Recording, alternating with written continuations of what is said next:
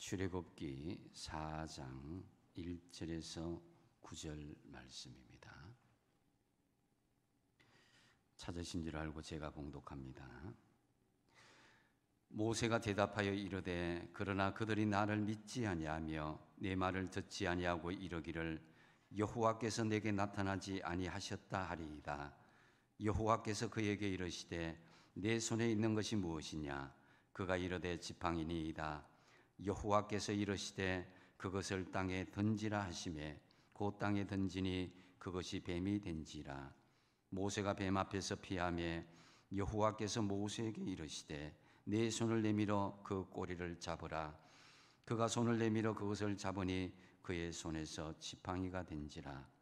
이는 그들에게 그들의 조상의 하나님 곧 아브라함의 하나님, 이삭의 하나님, 야곱의 하나님 여호와가 내게 나타난 줄을 믿게 하려 함이라 하시고, 또 여호와께서 또 그에게 이르시되 내 손을 품에 넣으라 하시매 그가 손을 품에 넣었다가 내어보니 그의 손에 나병이 생겨 눈같이 된지라. 이르시되 내 손을 다시 품에 넣으라 하시매 그가 다시 손을 품에 넣었다가 내어보니 그의 손이 본래의 살로 되돌아왔더라. 여호와께서 이르시되 만일 그들이 너를 믿지 아니하며 그 처음 표적의 표징을 받지 아니하여도 나중 표적의 표징은 믿으리라. 그들이 이 두 표적을 믿지 아니하며 내 말을 듣지 아니하거든 너는 나일강 물을 조금 떠다가 땅에 부어라.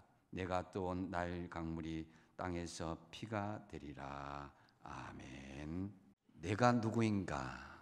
이것을 자의식이라 그럽니다. 자기의식이라 그러는데, 이 자의식을 알고 살아가는 사람과 그렇지 않은 사람과의 삶의 질은 굉장히 다르게 나타납니다.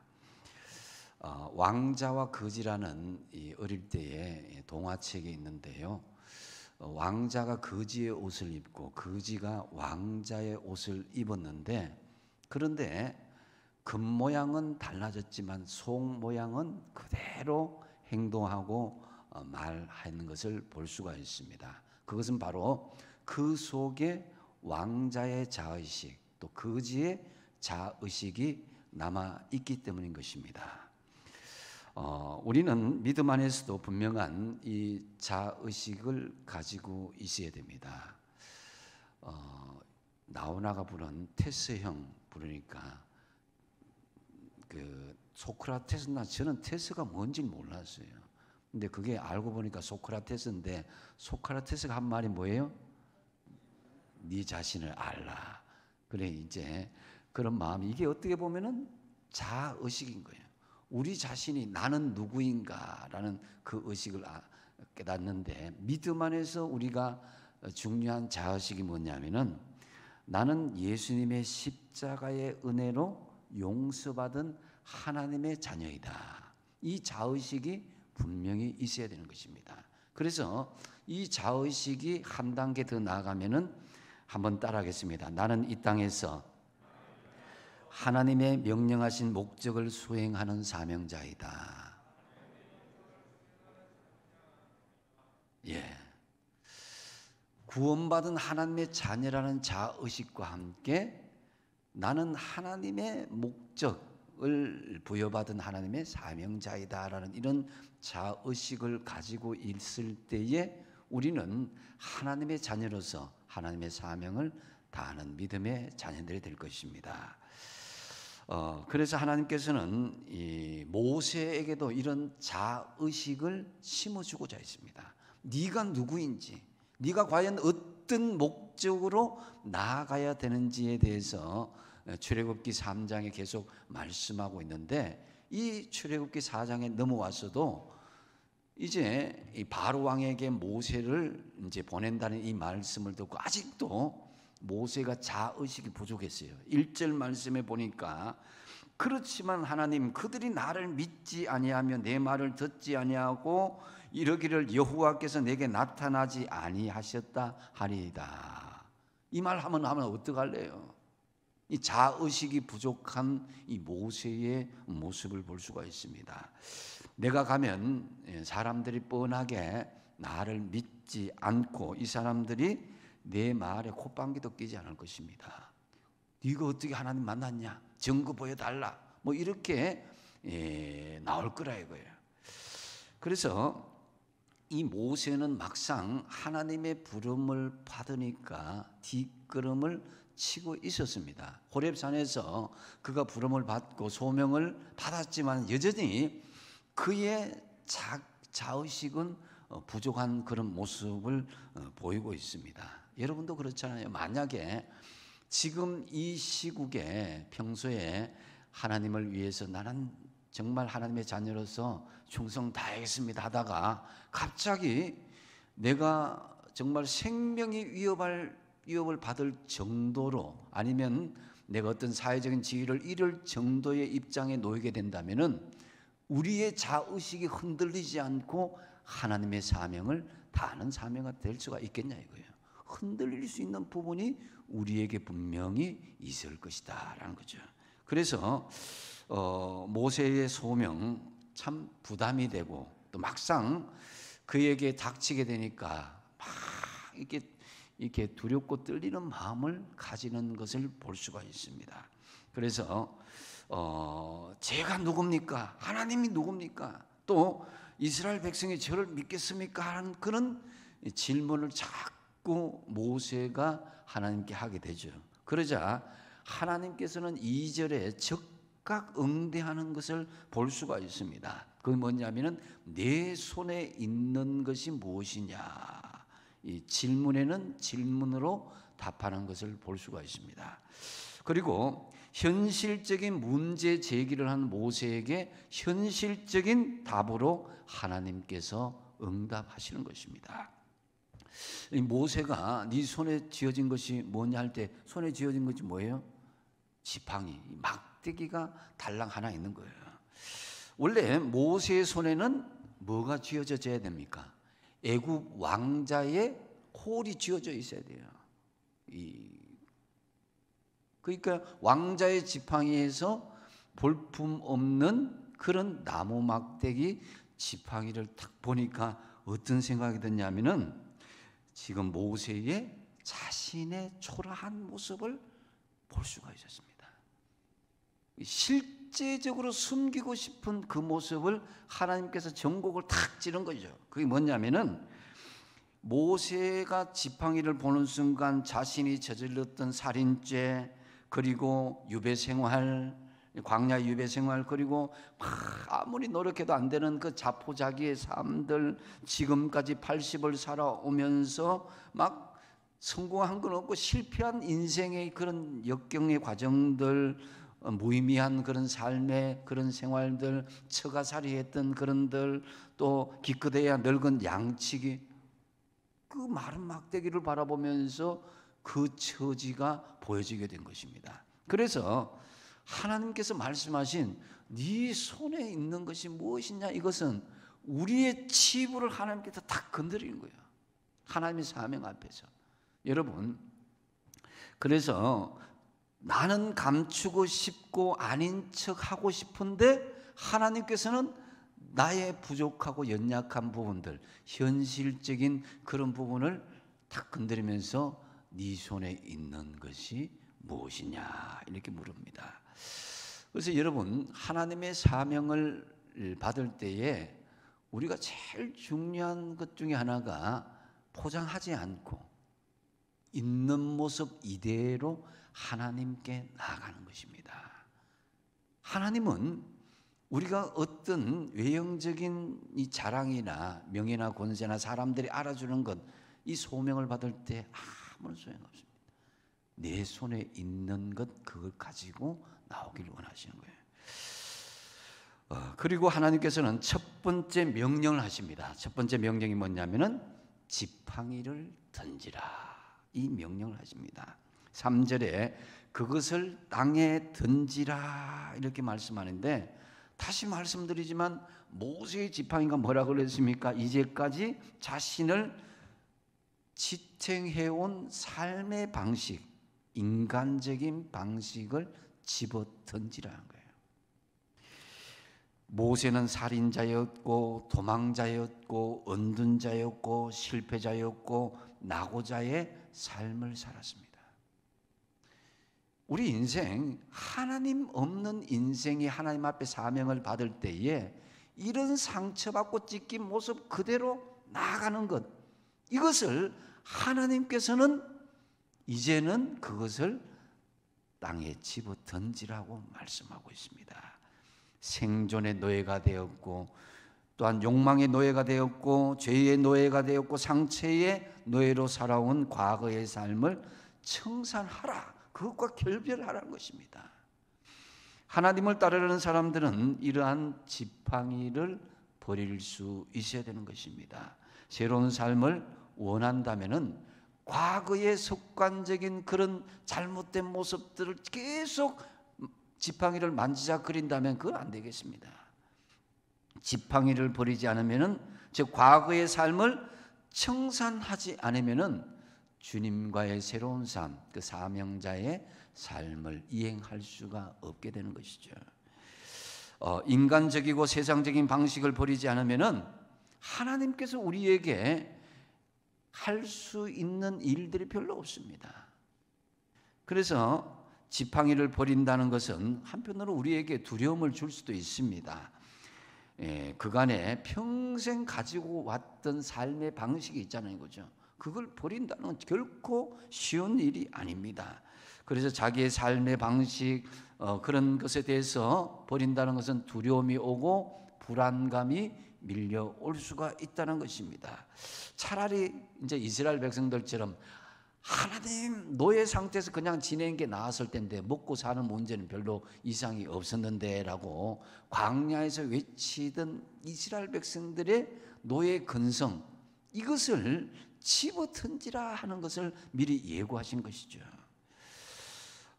그렇다면은 이제 여러분에게 한번 적용해 볼 필요가 있습니다. 여러분들은 과연 하나님의 부름받은 자녀로서 하나님의 목적을 가진 그런 사명자라면은 과연 나는 하나님께서 버리라란 그 지팡이를 과연 제대로 버리고 있는지를 점검해 보시자 이거예요.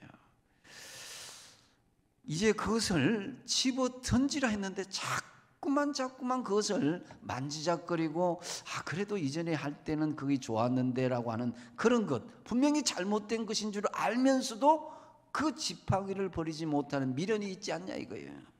실패하고 낙오하였던 과거의 제약된 삶들, 또 버리려고 했지만 여전히 습관처럼 붙잡고 있는 죄의 욕망과 상처들에 붙잡혀서 노예처럼 살고 있는 그 지팡이를 집어 던져야 하나님의 사명자가 된다는 거예요.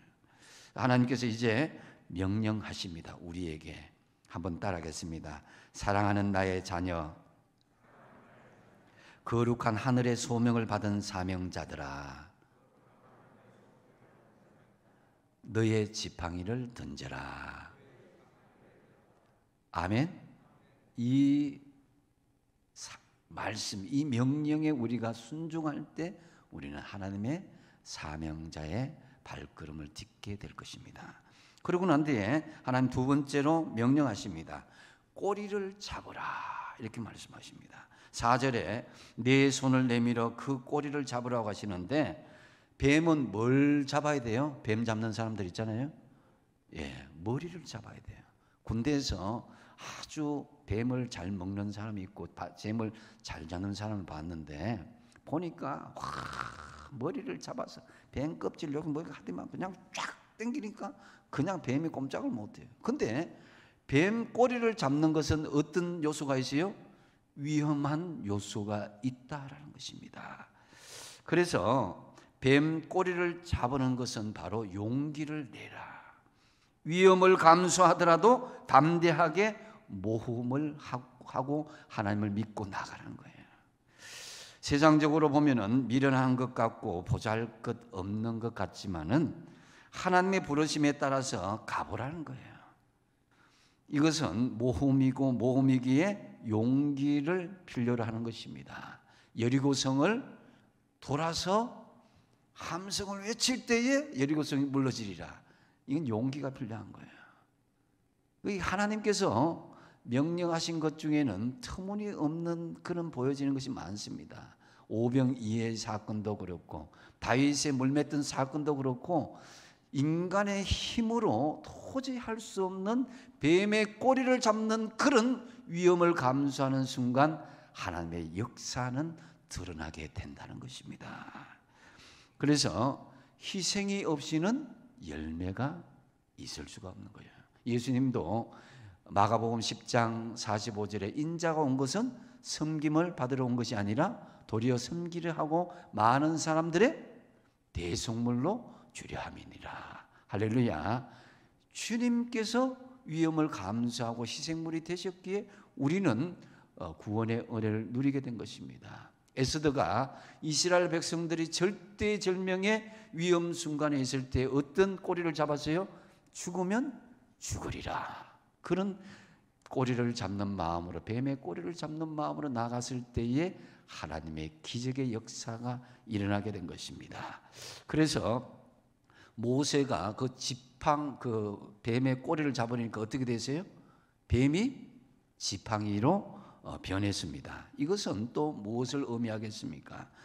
하나님은 결코 우리의 현실적인 삶을 무시하지 않습니다. 지팡이를 버리라는 것이 여러분 뭐 남편을 바꾸고 마누라를 바꾸고 뭐 자식을 바꾸고 뭐 이런 얘기가 아니라 삶의 방식을 또 바꾸는 거예요.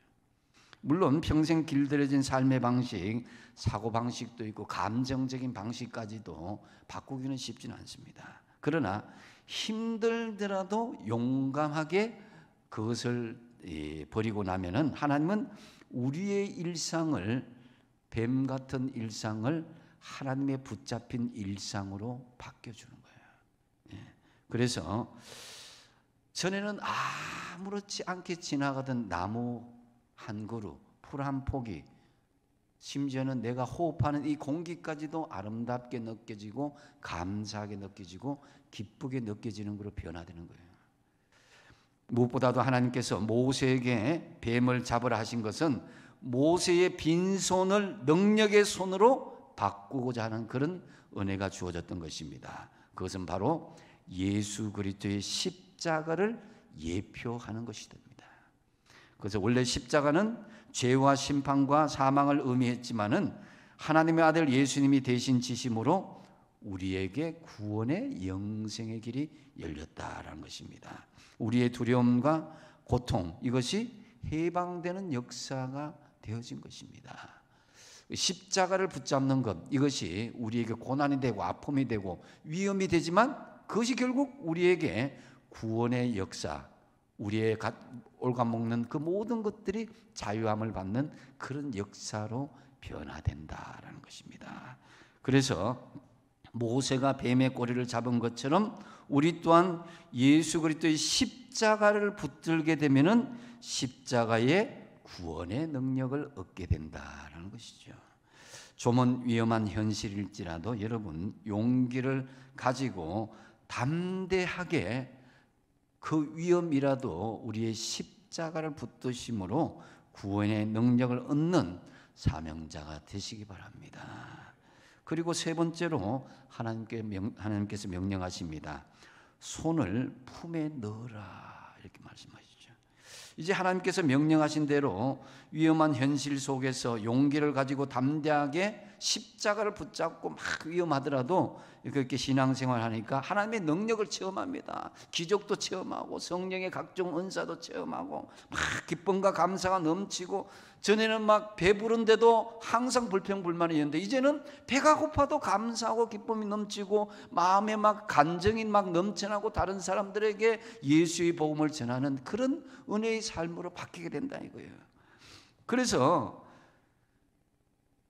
과거의 삶을 청산하고 새로운 모습으로 변화되는데 갑작스럽게 호사다마라고 그러잖아요. 좋은 일에는 꼭 시련이 닥치게 되어 있습니다. 예수 믿고 헌신하기 전에는 전혀 예기치 못한 시련이 우리에게 닥칠 수 있다는 것을 보여주는 것입니다. 그래서 본문 6절에 내 손을 품에 넣으라 하시며 그가 손을 품에 넣었다가 내어보니 그의 손에 뭐가 되었다고요? 나병이 생겨서 눈같이 된지라 그랬습니다.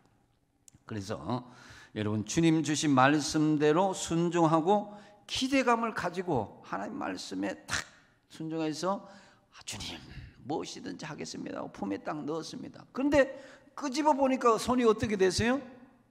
손이 나병 환자로 변하고 말았던 것입니다. 이것은 무엇을 의미합니까? 시련을 딛고 일어서라는 것입니다. 주님 이럴 수가 있습니까? 제가 하나님을 열심히 따르고 믿음 생활 열심히 했는데 세상 사람들이 가는 길 다 버리고 내가 정말 여기 믿음 생활 열심히 하고 코로나 중에도 내가 교회도 열심히 다니고 했는데 기껏 문둥병이라니 시련이라니 고통이라니 실직이라니 하나님 암이 오다니 이 하나님 이거 너무한 거 아닙니까? 갈팡질팡하고 우리가 신앙이 헷갈릴 수도 있습니다.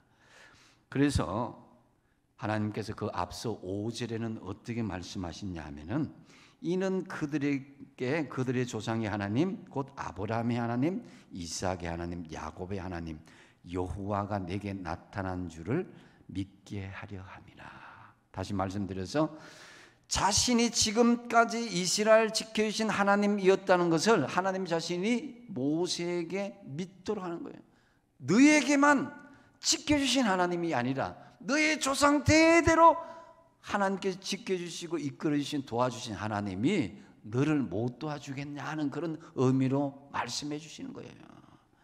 그래서 여러분 하나님의 소명을 맡은 사명자는 고난과 시련이 따르게 돼 있어요.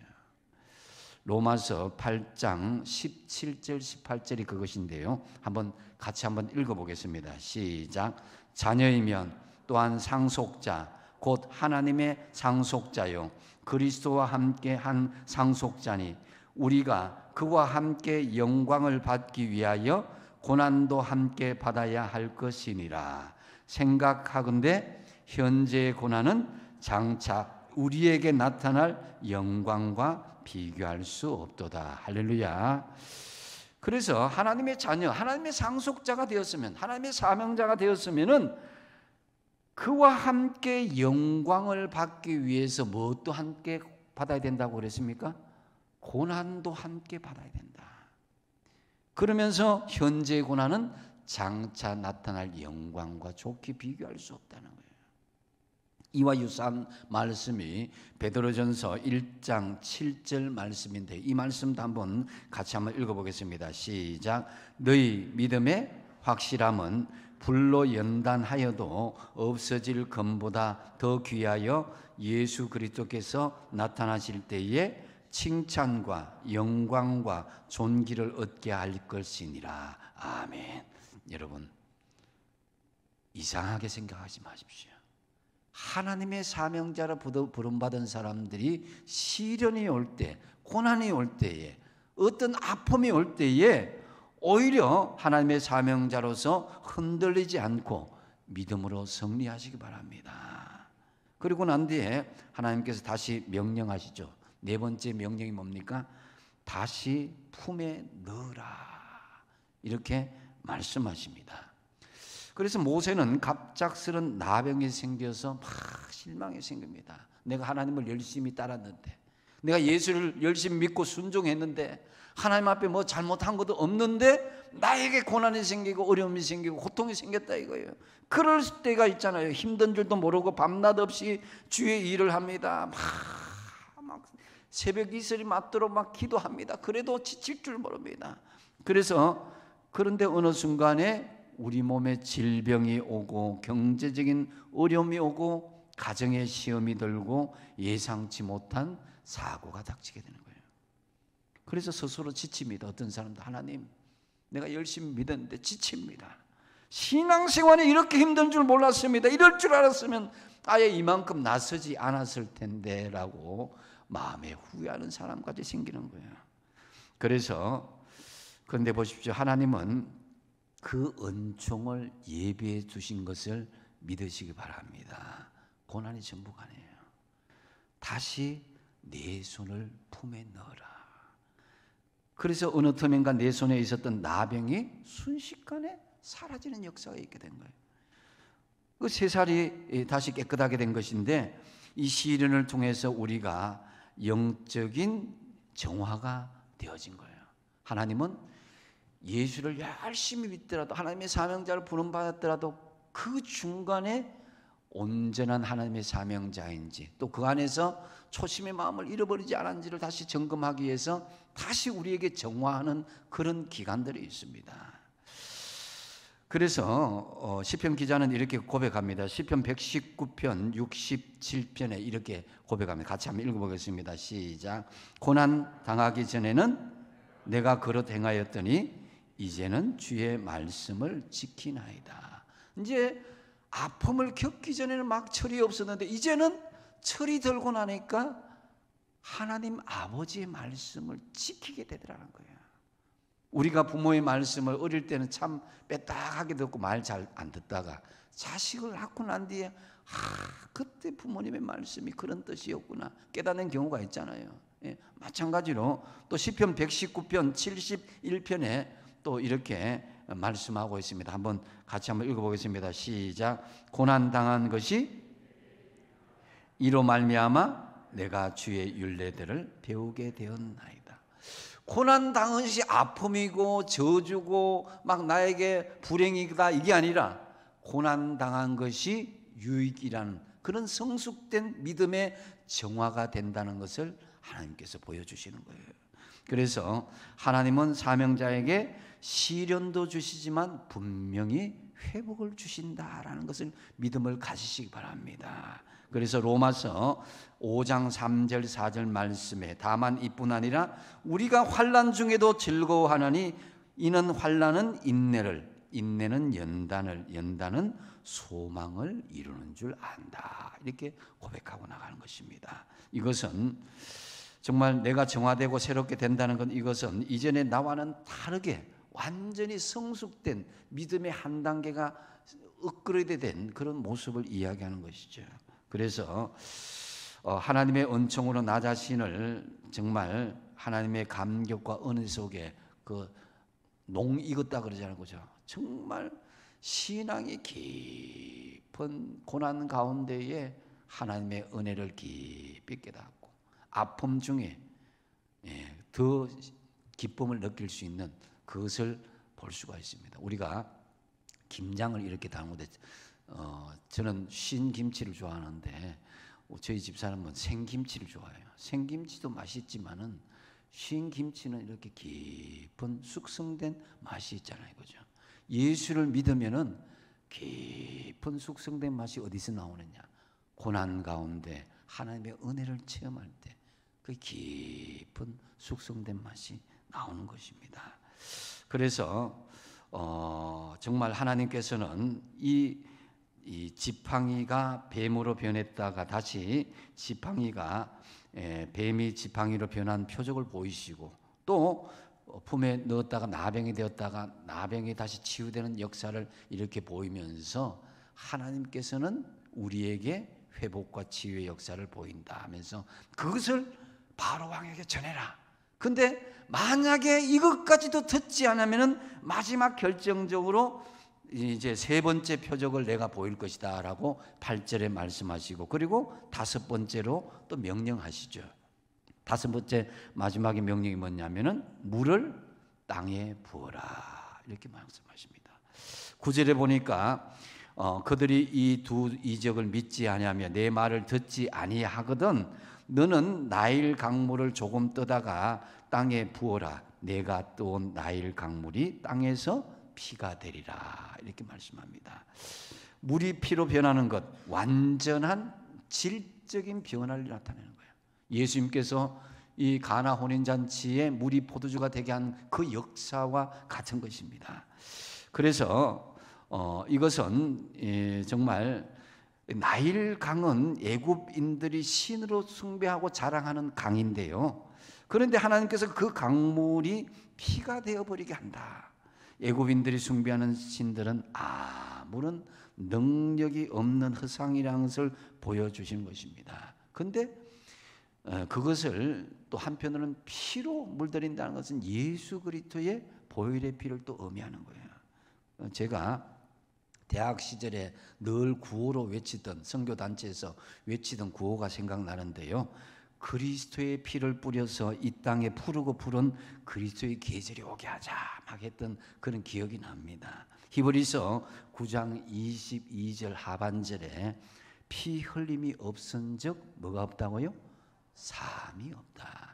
피 흘림이 있어야 용서함이 있다는 것입니다. 그래서 희생의 피가 애굽 세상의 나일강에 부어지면은 애굽 이 세상은 항복할 수밖에 없고 예수 그리스도 안에서 변화될 수밖에 없다라는 것입니다. 그래서 하나님께서는 모세에게 능력의 지팡이와 함께 치유의 복을 주시고 나아가서 희생의 피 복음을 가지고 애굽으로 나아가고 또 가나안 쪽으로 나아갈 것을 명령하고 있는 것입니다. 그래서 하나님의 사명자는 이 피 복음으로 무장되어야 된다. 그래서 예수 그리스도의 피 복음은 온 세상에 붓고 전하는 것이 하나님의 최종적인 사명이라는 거예요. 그래서 10가지 재앙 중에 첫 번째 재앙이 뭐예요? 이 피, 나일 강물이 피가 되는 재앙을 먼저 보여준 거예요. 예. 그 마지막에 재앙이 뭐예요? 장자 죽음. 예수 그리스도의 어린 양 피로 물들인 가정은 회복되어진다. 이 피로 시작해서 피로 마치는 것. 예수 그리스도의 보혈의 피로 세상을 덮어야 된다는 것입니다. 근데 이제 세상 사람들은 이렇게 이야기합니다. 그 많은 시간을 교회에 가서 허비해도 되는가? 요즘 같이 코로나19 같은 오늘 같은 경우에 여러분 대단한 용기입니다. 많이 확산되고 있는 가운데 내가 과연 교회에 나올 것이냐 말 것이냐.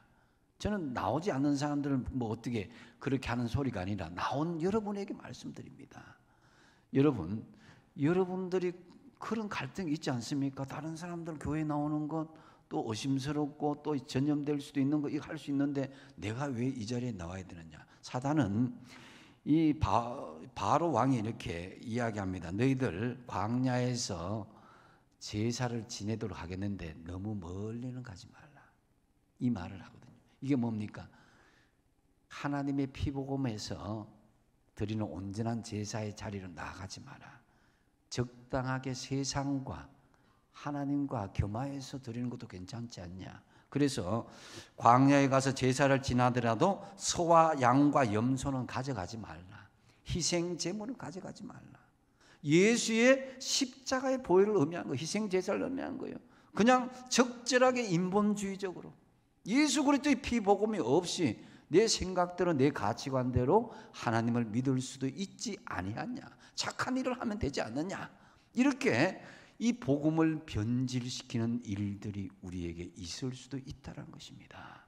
그렇기 때문에 우리는 결단코 포기하지 말아야 될 것이 예수 그리스도의 십자가의 피 복음, 이것을 포기하지 말아야 되는 것입니다.